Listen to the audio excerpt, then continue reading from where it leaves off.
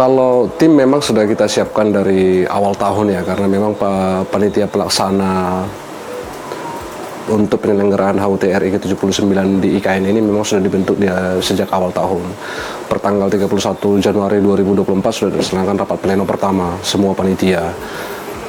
Jadi setelah itu Pak Deputi Bidang Operasi Keamanan Siber dan Sandi itu memerintahkan kami untuk membentuk tim. Tim yang kita bentuk itu ada 4. Yang pertama itu adalah tim keamanan cyber, yang kedua adalah tim pengendalian informasi, dan yang ketiga itu adalah tim keamanan sinyal dan sandi, dan yang terakhir adalah tim komunikasi publik. Harapannya melalui dibentuknya tim ini nanti ke depan untuk persiapan penyelenggaraan HUT RI baik di IKN maupun di Jakarta bisa terselenggara dengan baik.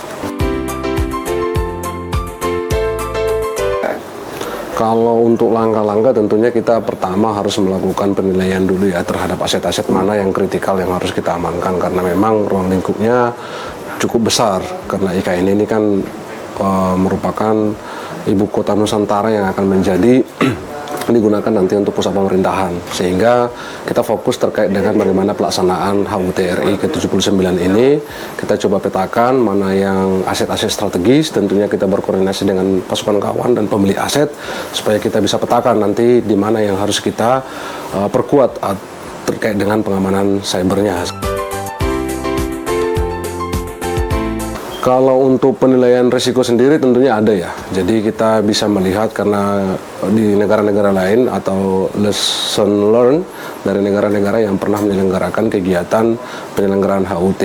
Yang paling banyak itu tentunya serangan DDoS.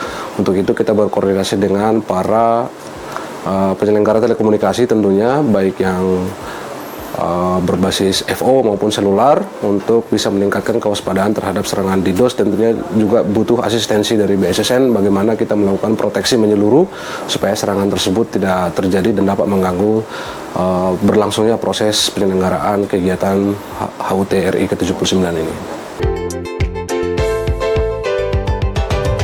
Kalau untuk mitigasi serangan cyber ya yang berpotensi mengganggu terhadap penyelenggaraan acara ini, tentunya kita sudah pasang beberapa perangkat untuk bisa mendeteksi di awal. Jadi kita mengutamakan tindakan preventif sebenarnya.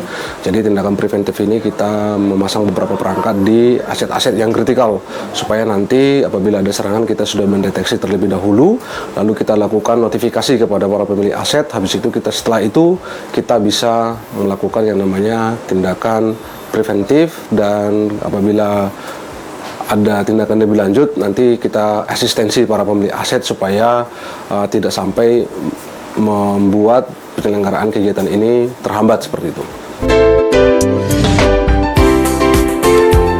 Kalau untuk serangan ransomware sendiri itu memang kita melakukan security awareness ya terhadap para pemangku kepentingan, dalam hal ini semua pemangku kepentingan dalam penyelenggaraan HUT ini.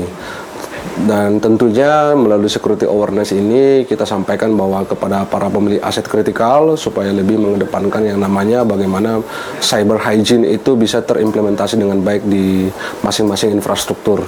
Setelah itu human resource-nya juga kita edukasi supaya tidak sampai terlena atau supaya tidak nanti terjadi human error yang dapat mengakibatkan adanya serangan ransomware yang masuk ke dalam sistem, terutama dalam penyelenggaraan event ini seperti itu.